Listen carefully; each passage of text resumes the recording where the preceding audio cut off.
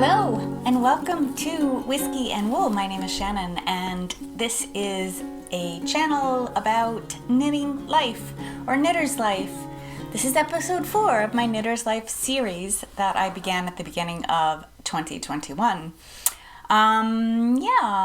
We've had so much snow, so you're gonna see lots of snowy clips. I hope that you like them. I think they're peaceful. I like it when it snows.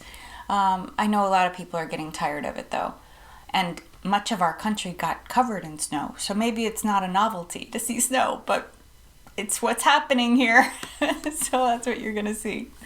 Okay, before I talk about the wool and what I'm beginning with, what Martha's wearing and what I'm wearing, I didn't realize she was so close to me. Does that look weird?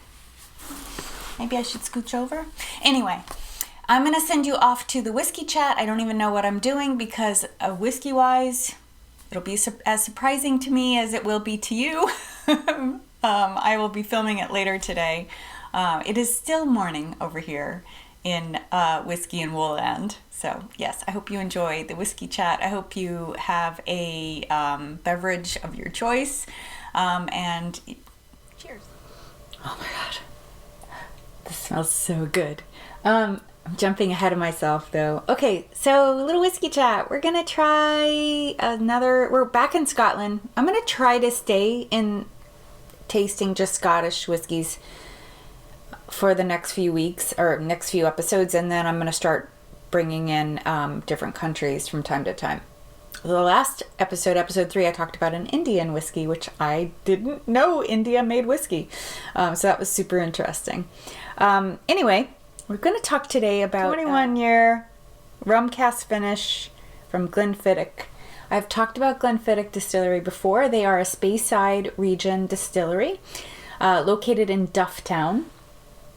They are a family-owned, family corporation, family now incorporated business that started in the 1800s, and I think it was 1886 actually that they became incorporated. So it was established by William Grant and by William Grant. I think he had he had a big family, 7 sons actually, not 5, and 2 daughters.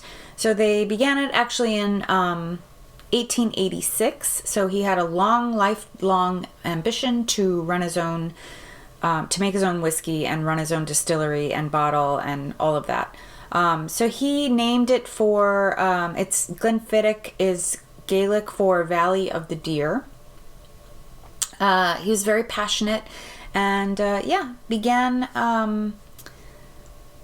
opened up the distillery with his 9 children, with the help of his 9 children, and, started to make whiskey in the winter of 1887. He was really savvy, or maybe actually his grandchildren were very savvy in the 1920s through the 1950s. They were very skillful in putting their product in front of people, like taking advantage of marketing opportunities, like getting their products in small travel size bottles for the airlines and stuff like that. There were a couple distilleries that were savvy with that. I don't know, how that transpired and who told who what, but yeah, this is like a very savvy family who seemed to just be able to figure out the next step in order to grow their business. So it's a very well-known whiskey. It's a whiskey that you can find in pretty much any U.S. bar that has single malts. They will have a Glenfiddich on this shelf. Generally they'll have a 12 or a 15 year, so 21 year is rare to find. But you can find it for sure. You can find it in most stores, liquor stores that sell good single malts. They'll always have a Glenfiddich of some type. This 21 year is so the finishing process is what makes this 21 year special. They have quite a broad selection of different whiskeys. So of course they have a 12 year. They have a 15 year, 12 years in the green bottle, 15 year is in a bottle, clear bottle with a brown label. They have an 18-year, 21-year, and then they have a whole bunch of special ones. They have one that's called an IPA, India Pale Ale cask. I assume it spent some time in an IPA cask, a cask that had formerly had IPA beer in it. They have Winter Storm. They did also, I think I talked about this last time. There was an occasion in the 2000s where one of their storehouses, they got so much snow that winter, that the storehouse where they had the barrels stacked, the roof collapsed. So they were able to take the barrels that were left, and they made a special, I think they called it snow goose or something like that. So they made a special blend. They do a lot of special and rare blends. They've made also a blend where I think they only released about 10 or 11 bottles, where they called it Janet Sheed Roberts, and she was, I think, the great-granddaughter of the original founder. So they have a lot of, because they've been around and they've been very good at marketing, they have a lot of rare vintages and stuff. So I'm sure it's collected by people who really know their stuff. So this one is, the 21 year is a bottle that costs about $200, $210 or $190, somewhere in there. It spends its last 4 months in a barrel that had barrels that had held rum, Caribbean rum, which is pretty interesting. So I'm a little, actually slightly nervous to be tasting this, only because I was really excited about the Balvenie Caribbean cask, because it also spends its finish time. So finishing time will be somewhere around 6 to 4 months, maybe as long as 10 months in a particular type of barrel. So when they say finishing, that's what they're talking about. Just the last few months of the life that this whiskey spent in a barrel was spent in a particular type of barrel to impart the flavors of that final barrel. So the last time I tried a rum cask finish, it was the Balvenie Caribbean cask. That was like maybe episode 1 of Knitter's Life, or it might have been my last episode I think it was episode 1 of Knitter's Life. So it was just like 3 episodes ago. I didn't like it very much. So I'm a little nervous about this rum cask. I'm hoping that I like it. So they're saying it's Caribbean rum cask finish. I was trying to see if there was how it spends what type of barrel it spends its time in before that, and I don't know.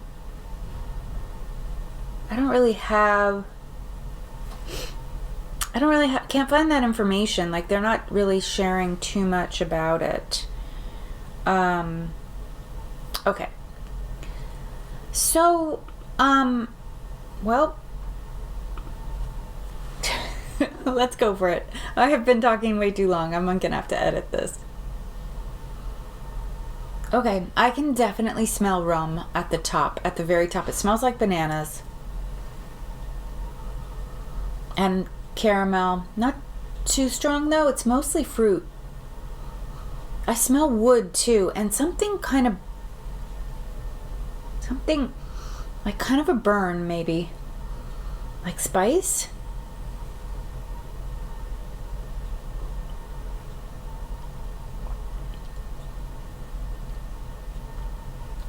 Wow. Okay, actually it's really good. I do like it. I can taste that like rummy taste that was in the Balvenie whiskey too. All right, I would say caramel, maybe toffee. Oh, there's like this burn of alcohol at the end that I don't like. All right, so let's see what it says. So this is what the distillery says I should be tasting. Vanilla, sweet toffee, and fig. Those are the overarching flavors. The finish, the rum cask finish, is supposed to give it ginger. That's maybe the burning flavor. Fig, lime, banana, and spicy toffee.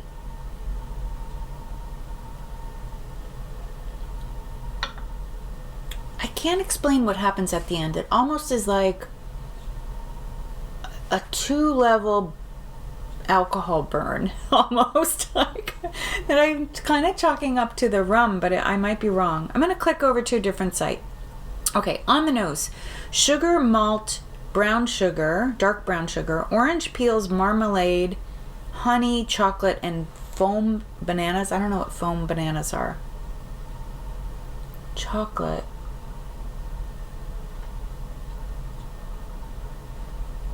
I definitely smell, it's a strong banana flavor to me. Banana and sugar, like sweet stuff, pastries, candy, like hard candy.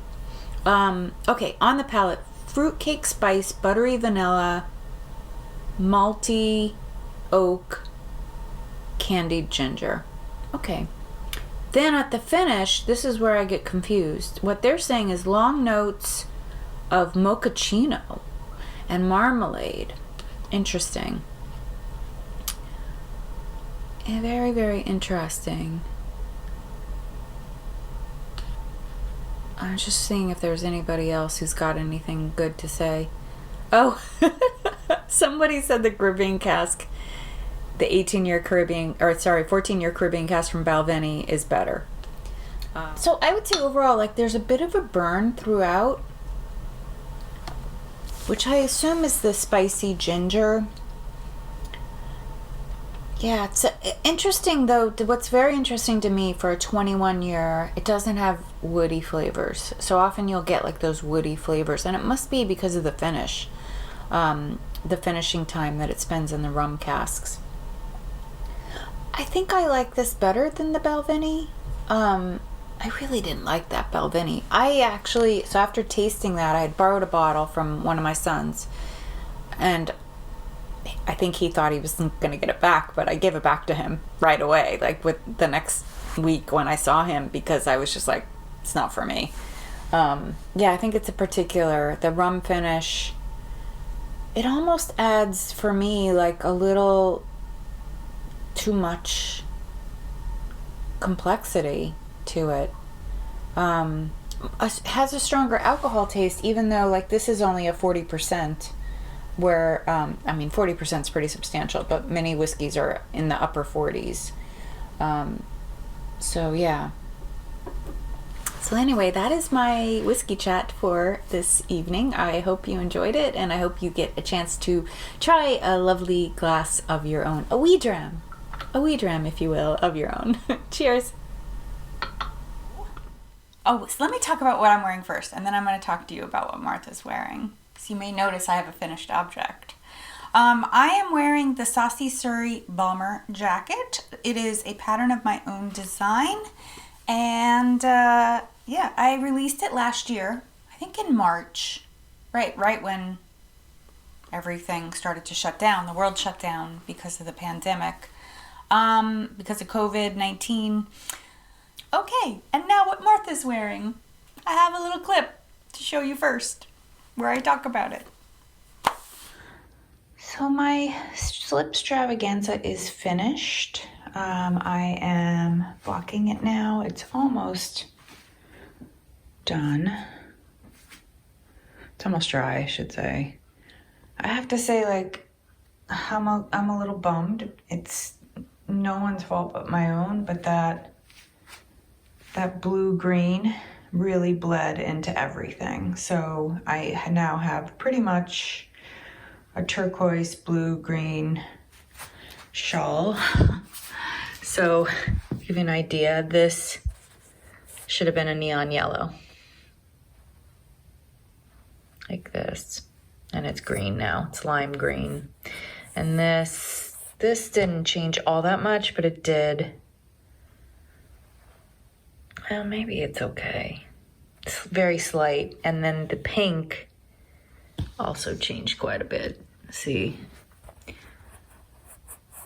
Should be white, but it's turquoise. Yeah, I'm a little bummed. So this like dark blue here just bled on everything.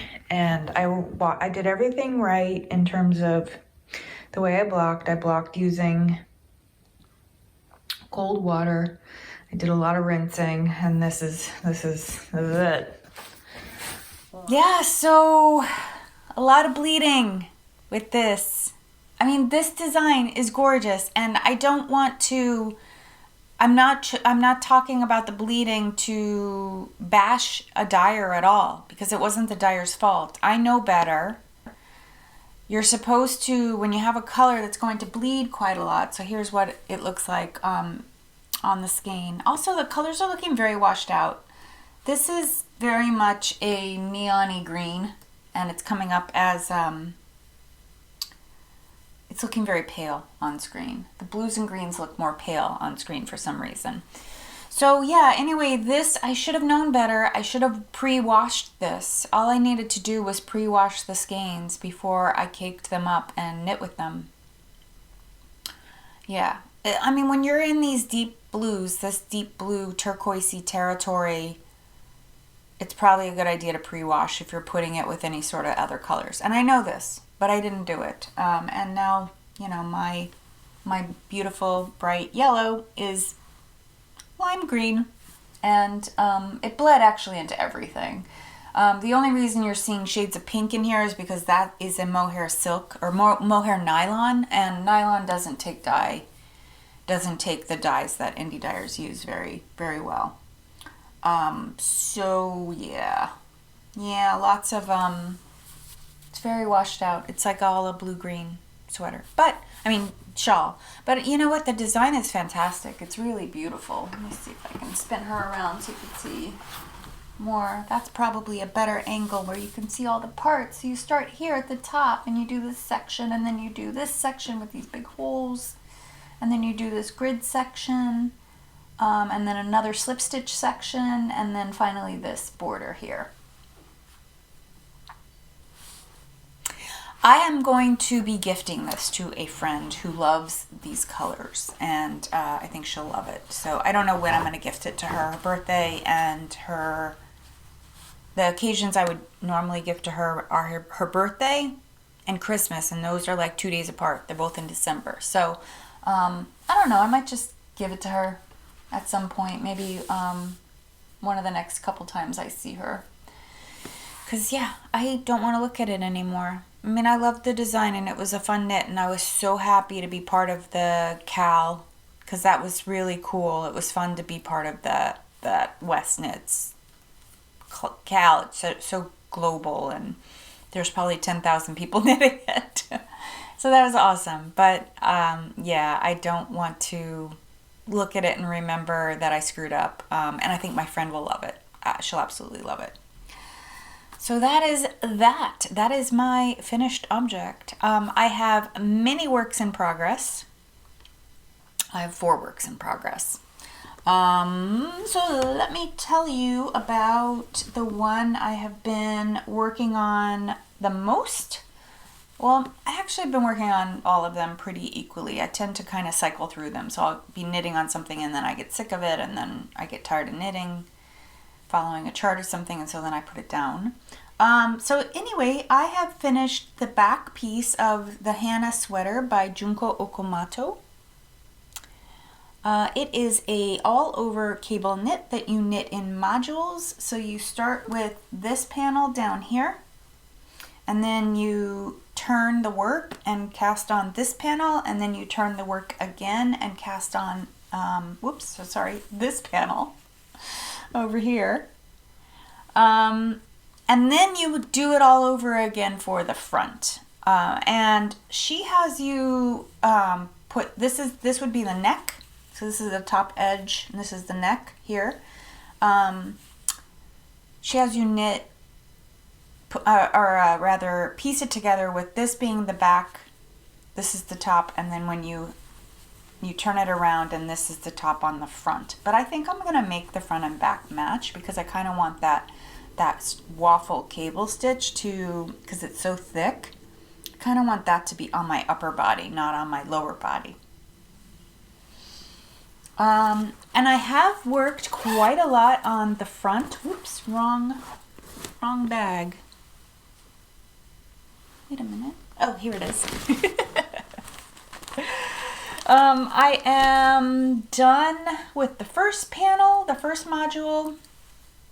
And I'm working on the second part, the waffle stitch. I'm about 10 rows away from finishing this section, and then it will turn and I will do the third module, and then that'll be done, and then just the sleeves.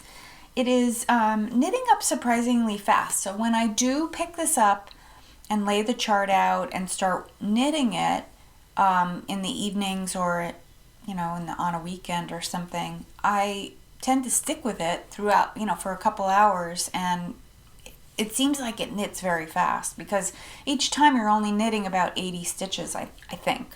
I don't want to, it's a paid for pattern, so I don't want to give too much away. Let me tell you about the yarn. The yarn is Harrisville Design American Cormo Daylights, and it is in the colorway Bloodshot. It is a really cool line, all white yarns with each one having different color flecks. You can see Bloodshot has red flecks, which I thought would be really awesome for this this knit. I think I really love it. I can't wait to get this done. So this has been this is the sweater that I aim to finish next. This is the knit that I aim to finish next. Because I know myself, once I get to sleeves, I can knit sleeves very quickly. And these sleeves you knit flat, so it may even go faster. There is a center section, like a center panel that has cables on it. I think it's something like what's happening here. I think it's something like what this kind of similar to this that goes down the center of the sleeve. This pattern has no rib knit on it at all. What you do afterwards is you take a contrast yarn, and I think I'm going to use this. This is some hand spun that I used in another sweater about a year and a half ago. I don't remember all that. I think this is from Spin City, UK, the fiber. I think it's called Punjabi. I don't know why I am struggling with that word. Anyway, it is a red with a couple multicolor flecks in there. I think it had some sari silk in it. There you go. Now you can see it. It's got a lot of pink and red and black, and there's some colored flecks in there. So I think I'm going to use this to do the embroidery. So what you do, I just threw that ball of yarn. I'll get it later. What Junko has you do is do embroidery everywhere that you join a panel. So there'll be some embroidery down here. Whoops, let's wear it the way it's going to be worn.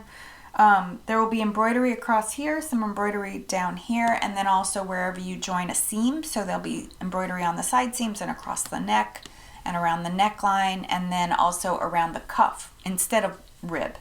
So this is one of those like very rustic patterns in terms of the structure of the pattern. It's got sort of a rustic way that you put it together and stuff, because it's pieced, and then you're doing all, and also the shape. It's like there's absolutely no shaping. It's just this big rectangle, and then your sleeves are triangles. Yeah, so it's different, right? It's something different, and hopefully it will get a lot of wear. It'll certainly last a good long while out of this Harrisville tweed cormo.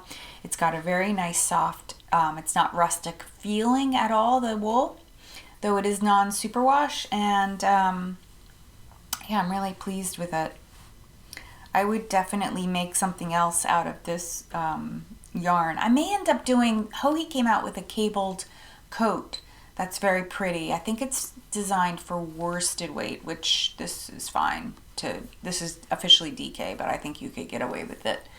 Yeah, I might. It's in her latest pattern collection that she made with Vera Valimaki, and I think it would be cool in this. So I might end up, I don't know, that's like in the fall, maybe. I have so many other things I want to do. Couple of notes about the pattern. So there is some sort of wonkiness about the sleeve length written in the pattern. Somebody wrote it up in their pattern notes, in their project notes on Ravelry, which brought it to my attention. She said, measure your measure your wingspan, and then add up all the inches of the chest and your arm length and the sleeve length, and see if it matches your wingspan. So in other words, like measure yourself from here to, from cuff to cuff, like what is that measurement?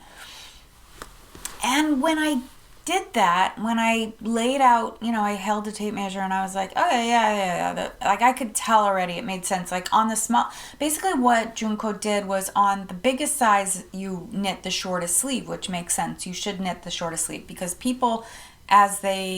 most people that wear bigger sizes, their skeleton is the same size as someone that wears a smaller size. It's just they have more flesh on them, so they need more space around here, but they don't need more length. Like their arms didn't grow longer. They just have more flesh on their bodies. So generally, like sleeve lengths do get shorter because as a person gets wider, this drop sleeve goes down. It moves this way. So this part needs to be shorter to accommodate as it moves out, right? Logically. But the difference between the sleeve length on Junko's pattern from the smallest size to the biggest size is about 8 inches. And that's really significant. And it really does, like, this little person, who's knitting the smallest size, their sleeves would be like 5 inches below their fingernails, I think. It just was like, no, this is completely off. So I already looked and I know the longest I need to make my sleeves is the shortest length that she has written into the pattern. So, yeah, so I'll be able to knit these sleeves very fast. That's where I was heading with that. I only need to knit about 13 inches per sleeve, maybe even 12. I think there's supposed to be a little bit that you fold up. So I'll be checking that as I go. Because this piece right here is 25 inches across. So I'm already getting a 50-inch chest, which is giving me more than 10 inches of ease. And I know my arm length from, if I'm wearing a close-fitting sweater, I need 20 inches. If I'm wearing and obviously the looser it gets, the shorter those sleeves need to be. So I'm guessing 13 inches is going to be about right. Maybe 12. Yeah, so just note to you, if you are making this, if you decide to make this, like, pay attention to that. And also what I did too, I did do one mod. For my size, she was saying I should knit this chart twice, and I only did 1.5 for this part, and I got to the spec that I was supposed to have. So pay attention to that as well. Slightly worried this isn't long enough, but I think it's going to block out and grow a little bit because I think the cables and stuff will open up. That is my henna by Junko Okamoto. I don't know if I actually even said that, but I probably put it on screen way before now. So that is coming along. So yeah, another project I've been spending a lot of time on, and I actually knit a lot on this last night because I started to realize something. So this is the half and half wrap by Pearl Soho, free pattern on the Pearl Soho website. I am knitting it along with the Caddy Jacks, Caitlin and Jackie of Caddy Jacks Knits. They are running a year-long knit-along. It started around Rhinebeck and it's ending around Rhinebeck. So Rhinebeck 2020 to Rhinebeck 2021. And whether we can meet in person or not, we're going to do some sort of event together where we all show our half and half wraps. And ideally we get to see each other and we get in rainbow order and show it off. So this is a pattern that the way it's knit, and the girls have talked to women, Caddy Jacks women have talked quite a lot about the knitting process of this pattern. Basically what you do is you're knitting like a gigantic triangle and then in one color, and then you flip it over and knit a gigantic triangle in the other color. And the way you knit the triangle is that you knit and wrap each stitch. So you cast on, I'm doing the large ones, you cast on 260 stitches, and then you one by one knit back and forth, knit over one less stitch each row. Okay. I it's knit out of linen quill, which is a yarn by Pearl Soho. It's beautiful. I thought about buying some, but I thought whenever there's a pattern that I really want to make, I always open up my Ravelry page and look at and sort my yarn by yardage, usually with the highest at the most yardage at the top. And then I look through what I have to see if I can use what I have instead of buying new yarn. And when I was looking at the yarn, I started to think about some of this Loop Studio yarn that I owned. I had bought 2 skeins of this light gray. This is the yin yang line. So these two are yin and yang. The black is yin and the white is yang. So these are, what she did was what Steffi has done to create this line is she's created a color palette, and each one is similar in that it's the opposite. So I think it's 4 strands, and this one is 3 strands of white, 3 strands of natural, 1 strand of black, and this is the opposite, 3 strands of black, 1 strand of white. And then she did it with blue and then yellow, and so 3 strands of white with 1 strand of yellow, and 3 strands of yellow with 1 strand of white, which I have here. This is the yellow. It's very bright. It's neon. It doesn't look neon on screen, but it's neon. Anyway, I had bought a bunch of her yarn, and I was looking at it, and I was like, I think I can color block this pattern, and it would look really cool. The pattern is written so that one triangle is 3 colors, and the other triangle, or 3 skeins, and the other side is 3 skeins, so that you put those together and you end up with a 2-color shawl. So I was like, maybe I can do like a black and white on one side and then bold colors on the other side.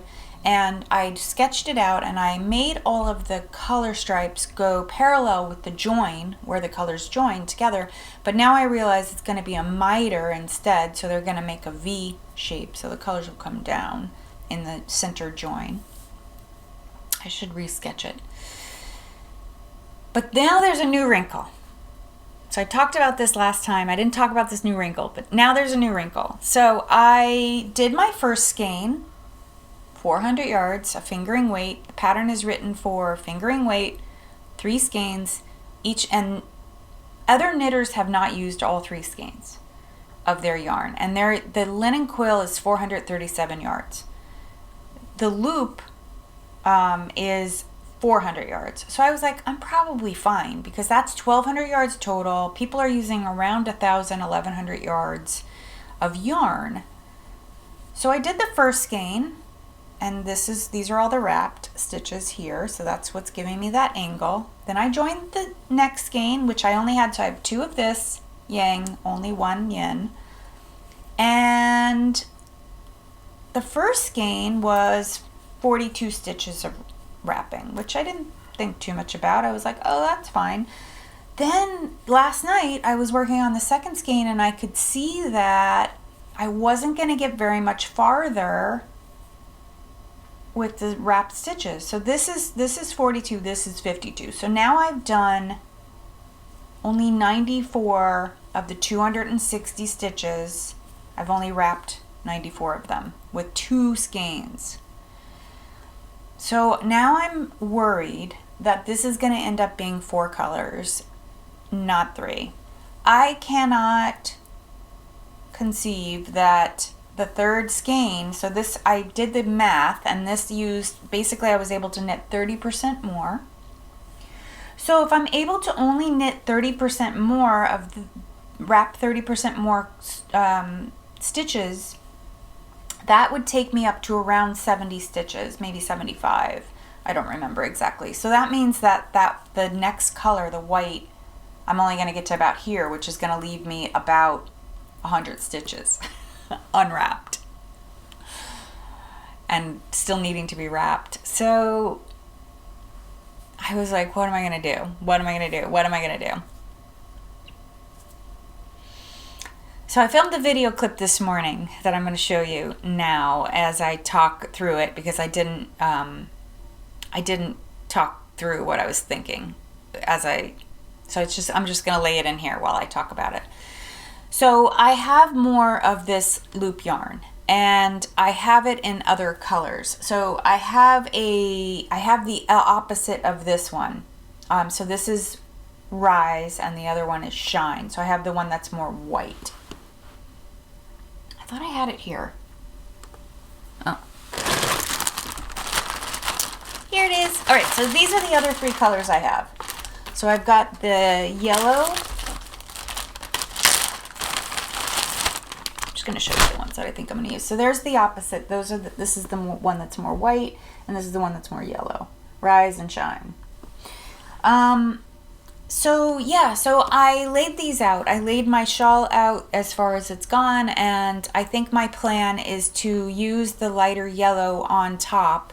So my fourth color, if I need it, for this side, for this half of the wrap, I'm going to use the lighter yellow. I'm hoping what will happen is that I only use about half or less than half of the lighter yellow skein. If I in fact use most of it, the color on the other side will be this burgundy color, which is either body or soul. I think it's body. I will put the burgundy color at the top on the second side. And then I'll continue with my three colors, the pink, blue, and bright yellow that I was planning to use for that side. So we'll see. So all won't be lost. Like I was first, like last night, thinking to myself, oh, maybe I should just buy more black. Like I could buy the black and that could be the top. And then, so one side is the shades of black, and then the other side is shades of bright. Like I could buy another skein of the bright, or maybe just use the paler yellow as on the bright section. But I think this is going to work out fine, and it sort of satisfies my itch to use up my stash, which is the best part, honestly, about it. And I think I'll like it. I have been watching people wax poetically about this pattern and this yarn. Like, so Stacy of Stress Knits is making one, and just the Caddy Jacks, Caitlin and Jackie, talking about theirs, and they're just watching other people talk about it. It's been, it's very tempting to just go and buy some linen quill. So I'm going to keep an eye on it, because linen quill does go on sale.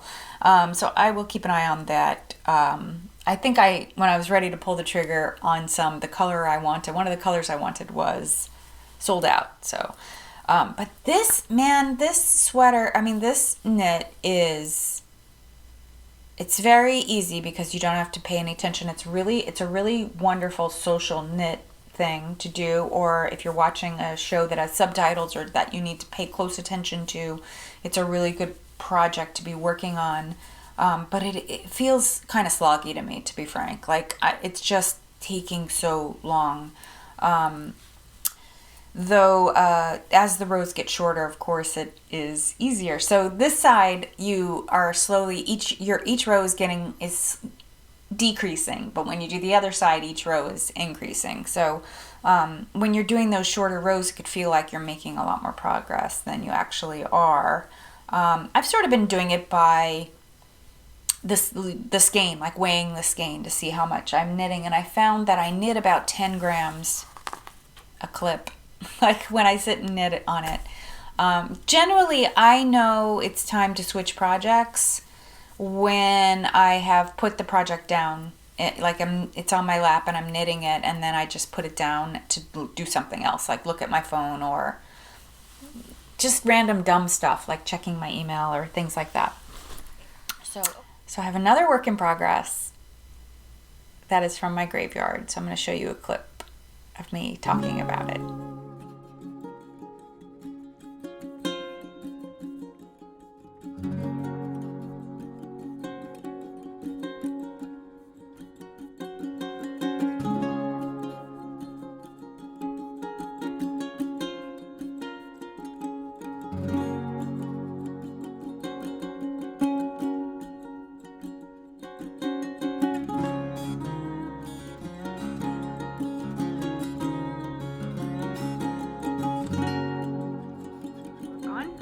This is Like a Cloud by Joji Locatelli. It's an older pattern. I actually started this in the spring of 2019, this sweater. And this is how far I've gone. I have I made quite a bit of progress before I stopped working on it. I stopped working on this twice. The first time it was because it was getting hot, and the wool, which is 100% Gotland from a little gray sheep, it's a little, got a little bit of a halo to it, which I don't know if you can really see. There you go. It stuck to my fingers, so I was having trouble working on it in the warmer, more humid weather of the summer. So I put it down, and then I picked it up again and worked on it a little bit and put it down again. And I haven't worked on it since. But I was looking at it the other day, about a week ago, and I was like, ooh, I think I want to get this done. It's beautiful yarn. I considered maybe frogging it and making something different because I really do love the yarn. It has a very sheepy smell too, which I really like. It just, it's so nice. But you know what? I think the fabric that's being made with this yarn in this pattern is really nice. You do like a 2x2 rib, I think, if I remember right. It's sort of a rib pattern that you do, but it makes sort of a little blister in it, which I think you can see pretty well. I really like it. I like this, so I was like, you know what, I gotta finish it. I did do one thing that I'm a little regret a bit, and that one modification on this pattern. I gave it a neck because this pattern you knit from the back neck straight down without making any neck shaping, which I just thought was strange. I thought it was a strange construction. And Hohi has said, at least she did a few years ago, that she wasn't comfortable doing top-down sweaters, and she was trying to figure it out. And I think this was one of her early top-down knits, where she hadn't quite figured out how to do neck shaping. So I went ahead and did some. I don't know if I'm gonna regret it or not, but you know what, at this point I just need to finish it. It is a drop shoulder, drop sleeve, so the shoulder line is probably about here. And I probably have about, well, it's quite long, as you can see on her. It's all the way down there. Her waist is probably about here, and I'm probably about at the waist on mine. So I probably have another 10 inches or so. I do know that the ribbing stitch was a bit of a bother. It makes it a little bit of a slower knit, but I'm gonna do as much as I can before it gets too hot to work on it again, and maybe I'll finish it. Who knows? We'll see. That's right, here it is. Here's the tag. This is when they were still the little gray sheep. They're just the gray sheep now. Yeah, so 4-ply Gotland I bought a couple years ago. I started this project in 2019. It's 100% Gotland that's been over dyed, and it just is really beautiful. It is just these beautiful shades of purple. Are you getting shots of like a blue purple and a red purple? And if you're a longtime viewer of my show, thank you so much for continuing to come back. You may remember this from 2019 because I did talk about it. It's, you know, the knitting isn't bad. I think what I've realized is that I actually only have about 3 more inches to go, and then I'll be on 2x2 ribs. So you're doing, with this pattern, this textured pattern, you're doing a rib stitch for 2 rows, then you just do stockinette. Then you're doing a rib stitch, then you're doing stockinette. So it's not too bad. But what I have found, what I don't like about the stitch is that you're knitting into purl stitches and purling into knit stitches, and that means you have to pay close attention because, especially with a dark yarn in the evenings, it's hard to I need to be careful in that first row where I'm knitting the purls and purling the knits. Yeah, so that's a bit of a bummer, but I'm getting there. And again, super close to sleeve territory, and once I get to sleeve territory, it'll go very fast. I mean, this is a drop shoulder like the one I'm wearing, and those sleeves should be pretty fast. And I believe you knit those sleeves in the round, which should make it a little bit easier, I think, instead of going back and forth. It means more knit rows, at least. So yeah, that is that. And now I have something new.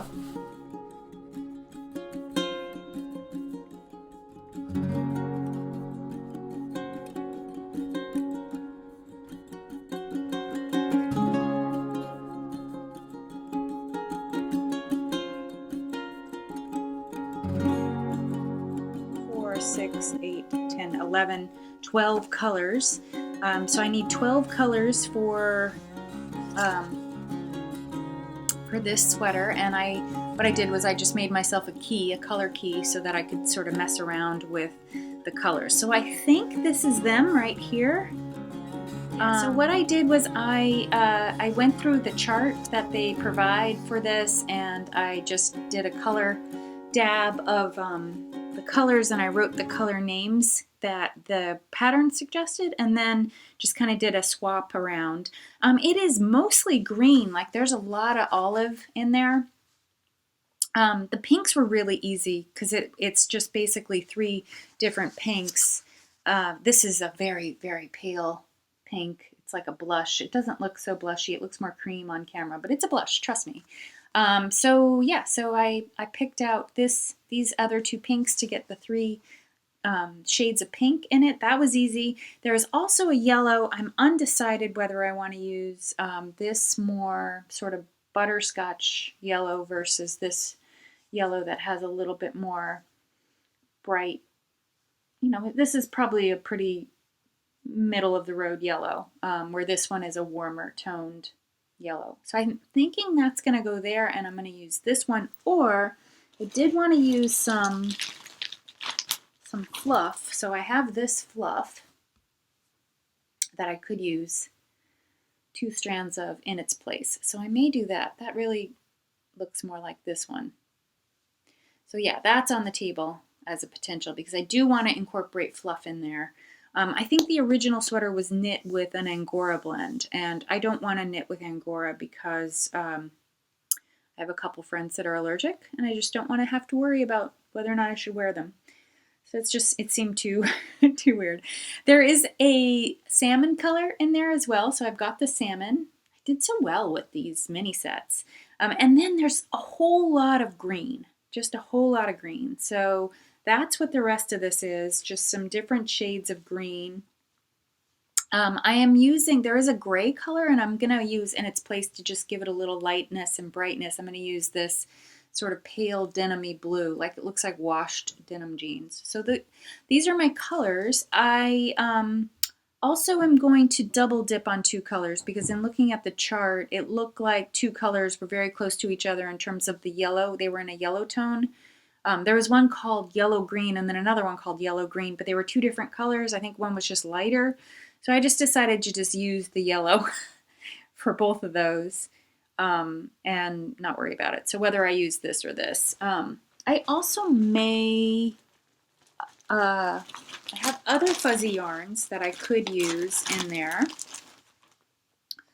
So I could do a strand of fingering with a strand of mohair, or just 2 strands of mohair. I need to just sort of, I guess, get busy with it and see if that's what I want to do. I mean, I could completely just do this for the pink, 2 strands of this instead of that. That is tempting. That is very tempting. So I cast on the watermelon sweater by from the book Bauhaus Stickening, the Revival. It's a pattern by Kristen Olsen from the 1960s. Yeah, it is. It's really interesting. I'm having I'm like thinking of many things as I'm knitting this, many different thoughts. One, I thought that the colorwork pattern is interesting in a couple different ways. One thing that I realized with it is that it's a pink to green fade. Like, that's the idea of the watermelon, right? So in a slice of watermelon, there's a green rind and a very, bright pink fleshy fruit section. Am I making you hungry? So it's really cool to like see someone else's vision of how that should happen, because the very darkest green is like in row 3 or so of the pattern, like very close up. You can see it right here. Also, the pattern, the way that it's written, there's so many times where you're just doing a single stitch. Like here, you're just doing a single coral colored stitch among these white stitches, and then here you're doing a single dark green stitch among this light pink color, and here a single bright green stitch, which actually got lost there, but I'll fix it in blocking, among these yellow-green stitches. So that part is pretty cool. There's also coral down here in this bright pink, which you know, what it does for your eye is it blends, your eye will blend those together and create a color that's not quite the bright pink and not quite that coral color. It'll be somewhere in between. So it's really interesting. Like it's an interesting way to create a fade. So my thoughts on the pattern. What you're looking at right here is about 4 hours of work of knitting. It takes a lot of concentration because each row is different. Many of the rows you're working 3 colors. I don't think there are any rows where you're working 4 colors, but I haven't come across any yet. But I'm only 12 rows in to a 71 row chart. So this is gonna take a while. I'm on size 3 needles, US size 3 needles. Yeah, it's pretty interesting. The other thing that I realized last night when I was knitting these is that the 2 lightest pinks are very similar. Like looking at them on the skein, they look quite different. And also this is showing a nice contrast to the white. But when you stitch them, especially next to each other, you're really not getting much of a difference. Like the light pink is right there, and then the middle pink is right there. Yeah, it's super subtle, the difference from the white to that pink. I mean, I guess it's a good way to do the fade, but what I decided I'm gonna do, because I went ahead and put this pink mohair in for my brightest pink, so these are my 3 pinks right now, currently. And when I'm done with this row, this last row where I'm working the 3 pinks, this is gonna exit the sweater, the yoke design, and this will become the lightest pink. And then the pink that I had taken out, the bright pink wool that I had taken out, will become the middle pink. And I think it'll work out just fine. I really don't want to rip out to make that change all the way through, but I don't think anyone would be the wiser if I didn't tell them that's what I'm doing, because the idea is that this pink, this whole yoke gets, I'll show you it in the book, gets it creates a fade. So you're going from pink to green, like you are really knitting a lot with the greens down in the bottom section, and then across the top you're mostly knitting with pinks. So I think it'll be fine. Like I think it'll actually make sense, because at least up here, if it reads as white, people will just think it's the main color knit in there. And you do knit the main color for the first 3 rows of the chart. Yeah, I'm loving the mohair as the main color too. I think that's gonna be great. It just has such a nice soft feel. And I'm super happy that I decided to pop the mohair, the hot pink mohair, in as a color, because I think it's just gonna add a nice bit of texture to the pattern. I do have one other color that will be textured. So this yellow, this is a cashmere silk lace weight from Qing Fibers. Veronita is the base. Or Vera? Maybe this is Vera. I don't remember. She's got 2 that have very, very similar names. Anyway, this will be the yellow color in the chart, which is not very prevalent. Actually can't tell by looking at this where the yellow is. These are the actual colors that Bauhaus Stickenen did, that the Bauhaus group did. And they're really dark. You can see there's very low contrast too between all these olive greens and the darker greens. All of these are green, shades of green. They look kind of black or brown in this clip, but these are all shades of green. And these are the only pinks. Yeah, so I am very definitely lightening up their palette, but it's fine. I'm not trying to duplicate it. Here's a quick update on my watermelon sweater. I love how it looks. It looks so great. This is, when I showed you last time, I had 12 rows. I think now I'm around, I think I'm working on row 28 right here. Most all the rows are 3 colors, which is really slow knitting. Yeah, it's picking up and putting down the yarns. I have made a couple color mistakes. So I did switch to the brighter pink right here. So now my 3 shades of pink are these 3. So the hot pink is Mohair, and then a low tone pink, and then a mid-tone pink. What else can I tell you? Oh yeah, these boxes here in the dark green were supposed to be this Kelly green. I screwed up though. I just misread the chart, and yeah, but I think it's fine. I was gonna rip back, but it's fine. I figured it out like when I was around here, right about here. But yeah, so this is about a little less than a third of the yoke. It's very slow. Here is this beautiful colorwork pattern. Again, I'm using gray sheep wool mini sets for the colorwork. It is knitting up in a bigger gauge than the pattern is written for, which is fine. You just adjust the pattern. I have a video about how to do that. You just adjust the pattern stitch count to match the stitch count that you need. This is going to actually be pretty big, but I'm planning on I'm second guessing myself, but I had planned the sweater to be for the body to be all mohair, but I'm second guessing whether or not that's a good idea. I may end up using a strand of fingering weight with a strand of mohair, fingering weight wool. I think I'm going to go to Liverpool Yarn Company and buy some Shetland if I'm going to do that. I'm going to try it once I get done with the chart. So this is about halfway. I'm about 71 rows. I think I'm just at 35, row 35 on the needle right here. I love that motif, this one right here. I just love it. Love the way it looks, and I can't wait to block it so it really looks flat.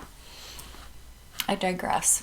Yeah, so I think I'll be able to tell whether I like the mohair if I just knit a little bit. So I think I'm probably going to knit an inch or so post yoke and just see how I like it. And if I don't like it, I'll just rip it back to the color work and then put a strand of Shetland, the natural colored Shetland in there with a strand of mohair for the body. But anyway, yeah, it's going to be big. This is, I ended up settling on a size that I think will knit up to be about a 46 or 48 inch chest, somewhere in there. And I think if it's mohair, I'm going to want it to be on the loose side. So yeah, what makes it interesting, I've never made a color work yoke like that, where you're doing something every row. It's crazy. I can tell you I really don't like the purl stitches. I really don't like the purl stitches. Like, I love the effect of them, but I don't like doing them. So it's so slow, because when you're juggling most every row is 3 colors. There's a couple rows that are just 1 color. Those are increased rows, and there's 1 row that's 4 colors. There's a few rows that are 2 colors. Most are 3. And when you have to purl and also carry along colors to make floats, it's a lot. It's hard to wrap yarn. Like, I can't do it automatically. If I'm just doing 2 colors, I can have a color in each hand and I can make that work. But and I can even purl with a color in each hand, but I can't wrap yarns around each other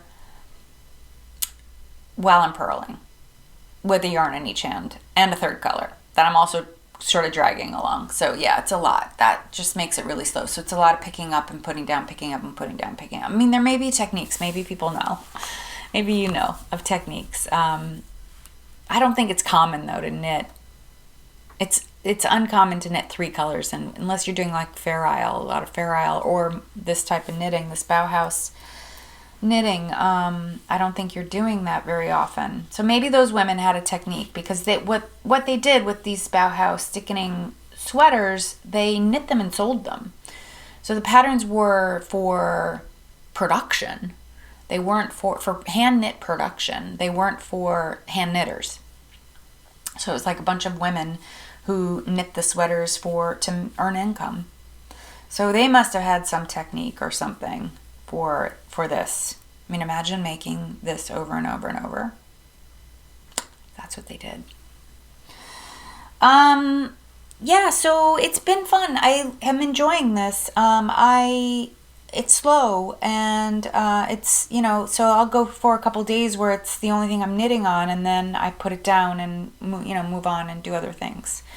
I very much want to cast on another sweater that is another chart. It's charted, has a charted yoke thing going on, but I think 2 charts is about all I can handle brain space wise. Like, I just don't want to push myself too hard, because I'm doing the cable, which is a charted pattern, and then I'm doing that, which is a charted pattern. So once I get one of those off the needle, I'm going to put another charted sweater on the needles. Is that it? Yeah, so that's all I have, really. I don't have any spinning this week. I do have some stash acquisitions, and I am going to spend a little time talking about self-care. So stash acquisitions first. I filmed these clips when the stuff came. So I just want to show you that. One of them is sitting right over my shoulder, that pink book. So go ahead and watch that.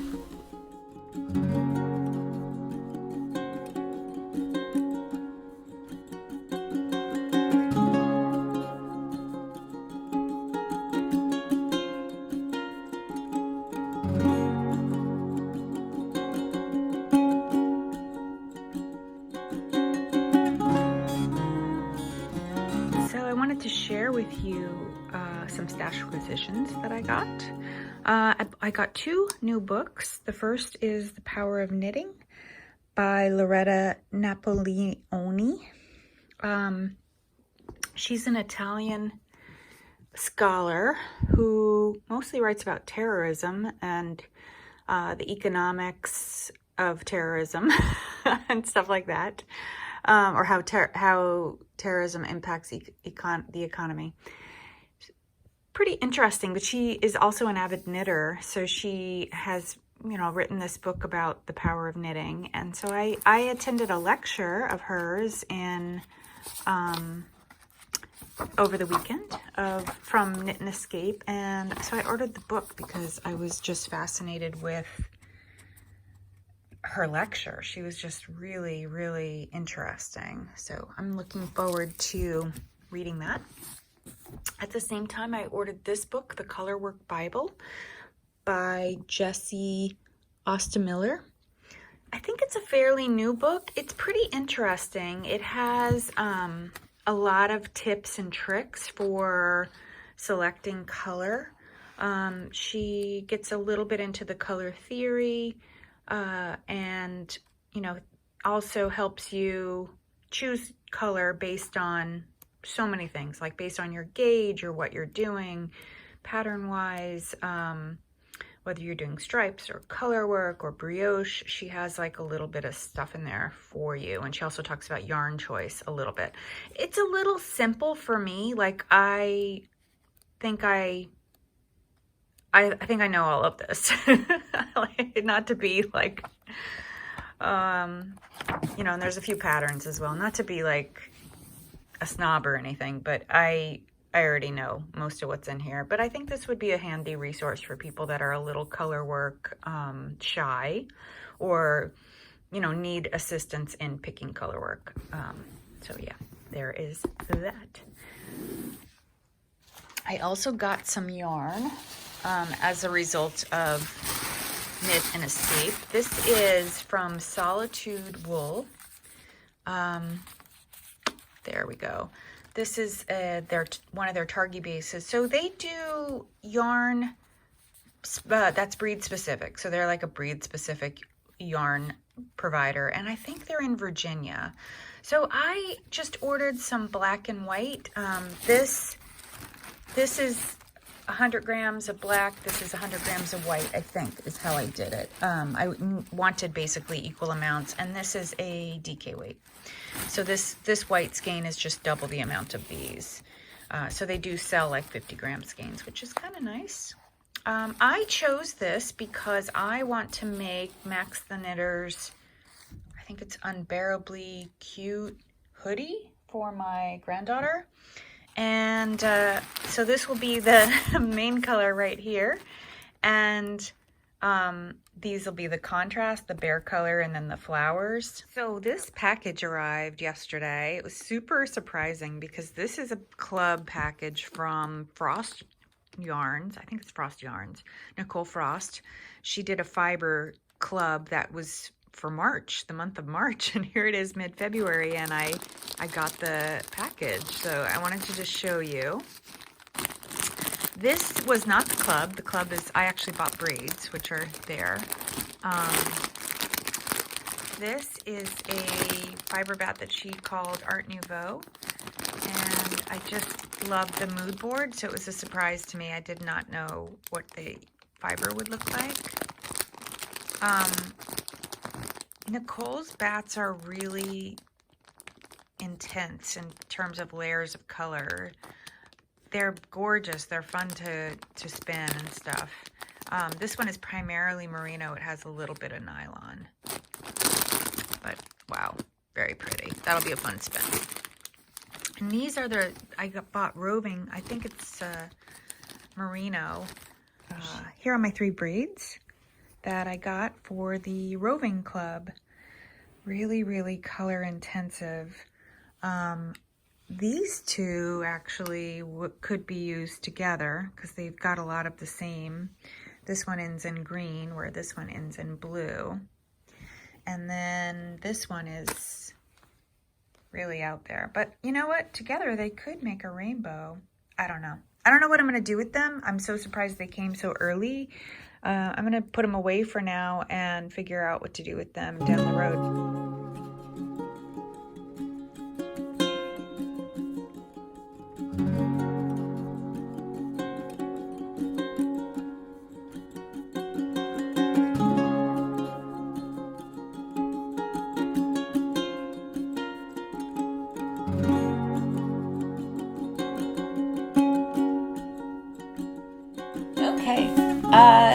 So let me talk a little bit about my self-care segment. I've been sort of like doing random things, but now I want to just go through and do in a linear fashion, show you from episode to episode, one piece, like step by step, one piece of what I do to take care of my skin. And I'm interested in knowing what you do too, so like how it compares, I guess. Like maybe you have a product that you love and swear by. I'm curious. I love using new products. I love trying out new products. When I think I found a really good product, something else comes along and I get enamored with something new. I use to wash my face. So let's start, because you always start first, like my nighttime. I'm going to take you through my nighttime routine, and I'm going to infer where it's my daytime, my morning, wake up in the morning routine as well. So I always start my nighttime routine with washing my face, like cleaning off everything that I've had. So I've really, really made a point since pandemic started, since lockdown started, of taking more time to take care of my face, like to take care of the skin on my face. Because often before pre-pandemic, with my more ramped up, busier life, I wouldn't always take all the time. Like I would make shortcuts. So I would go through the steps, but I would take shortcuts. So I might use, like, instead of washing my face with a cleanser, I may take like micellar water and use that to take off all my makeup, and then just splash on like a little soap, do it real quick. And what I've been really focused on since the pandemic started is to be slower and more mindful in my processes as I wrap up the evening and just really taking care of my skin. And I've noticed actually that my skin has improved. Like my skin has more of a glow, and it just looks better. It looks healthier. I have like a healthier look to it, which has been my goal all along. So I also need to tell you before I start on this that I absolutely adore Korean beauty products. So a lot of the products that I'm going to show you will be Korean. I buy them mostly from a company. I have a couple of Korean friends that will buy me things when they go over there and bring them back. But I mostly buy my products from Soko Glam, a startup company that began a few years ago. Now they're quite big and they have a pretty good following. But Soko, South Korean, Glam products. So I became interested in South Korean products through teaching a class on culture and appearance, and I started to read about it about a decade ago, a lot about Korean products, and it's a big industry for them. Largely their products are higher quality and lower priced than our products. So in order to get a really good skincare product here, you might spend $50 or $60 or even $100, $200 for a really good skincare product, but theirs would sell for like $20 US dollars, and if you bought them there in Korea, they would be even less. And the Korean women have they are serious about their skincare routines. So I became very enamored with that and have incorporated some of the steps and processes that they do in my routine. So with that, I will be referring a lot to Southern Korean beauty practices and Southern Korean products. So with that, the cleanser that I am totally enamored with right now is this one right here. It's called Then I Met You. That's the brand. Living Cleansing Balm. What I love about this product is that it is a olive oil base, and it has a lot of ingredients in it that are known for caring for skin. So why do I love it? It is it's just, so that's what it looks like. You can really see the olive oil in it. It has a really clean and fresh scent, like sort of citrusy, slightly citrusy scent. I love this because it is very good at taking off makeup. So often what I find, I don't put on what I'm wearing right now except when I'm podcasting now, because I barely ever go out. When I'm doing my Zoom calls, often what I will do though is I'll put a little cover up on. I have dark circles under my eyes, so I'll put a little cover up under my eyes, and I'm going to talk about makeup at some point too, but not today. Facial oil cleanser. So oil-based cleansers will remove all that makeup without you having to do the step of a makeup remover and then washing your face. So this is all in one. What I have learned from Korean culture is that those women spend a lot of time rinsing their faces. So they do spend a lot of time splashing water on their faces. So I have taken it's taken practice, but it sounds silly, but it's taken practice to take my time as I'm rinsing my face. And then when I'm drying my face, I spend time patting it. So this is my go-to nighttime cleanser. In the mornings, I will use this product. So I love this line too. This is Kiehl's product. They've been around since the 1850s, and they are a New York-based company. I think they have more of a global presence. When I first moved to New York, a lot of the local New Yorker women talked about this line. So this is just a really basic cleanser. It's for all skin types. This is one that I will use. I'll use this in the evening. I always use it in the morning if I'm washing my face. If I'm in the shower, I have a huge tube of this in the shower. So this is the one that I'll use when I get in the shower in the morning. I use this in the morning, but not every morning. I won't. Sometimes what I do in the morning cleansing wise is I'll just rinse my face. And if I don't have any meetings or anything, I don't have to put makeup on. I will just rinse my face and pat it dry and go on about my day. And I learned that from Selma Hayek. Selma Hayek said her mother taught her that all that stuff that you're putting on, all the things that help your skin at night, you don't really want to take those off in the morning. Let them keep working. So I have stuck with that. But when I do get in the shower, I do use this basic cleanser.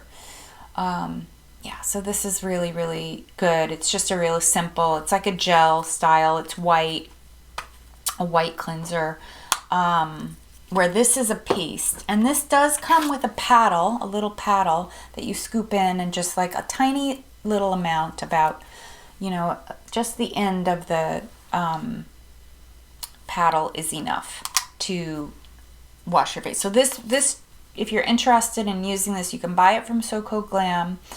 It is made in Korea, and it is runs about, I want to say it's around $40, but this is gonna last forever. It's a bit really big. It's a large amount. It's almost 4 ounces, but it'll last a really, really, really long time using it every night. I also have taken to using a exfoliant, so this microdermabrasion retexturizing, also from Kiehl's.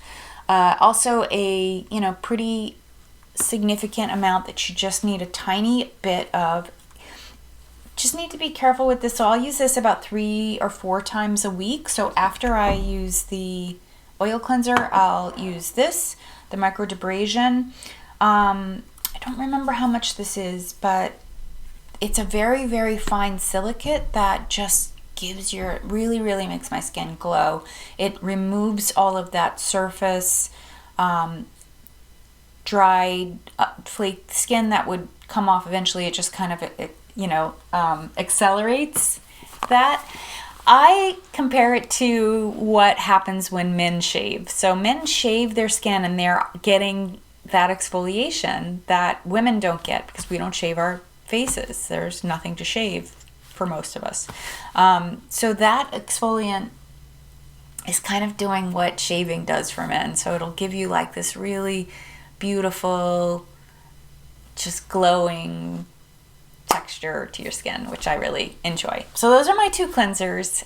I'll talk more about the steps after that in upcoming episodes. And I hope you enjoyed this episode 4. I hope you've enjoyed today's recap of what I've been working on and all my whiskey and wool and self-care, and I'm going to leave you with a couple more outros of snowy weather. Spring is around the corner. I just keep telling myself, and this beautiful picturesque landscape will be replaced by rain and mud, but spring flowers. So more of that coming soon. Hope you have a great, great week. I am so, so happy to have you here. I'm so happy you made it this far. And I look forward to sharing more with you next time. Take care.